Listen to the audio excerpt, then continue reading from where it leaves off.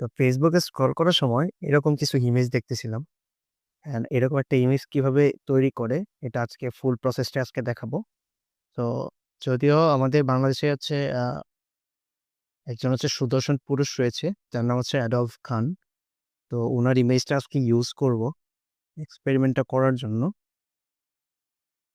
তো এরকম একটা ইমেজ হবে। এটা আমি আগে মেক করছি, দেন আপনাদের দেখাচ্ছি। সো আমরা জেমিনিতে চলে যাব।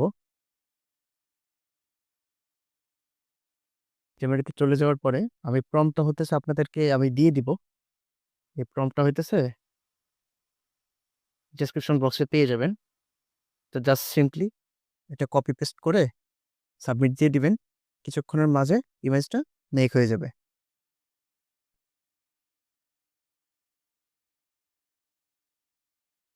সো এই তো হয়ে গেল।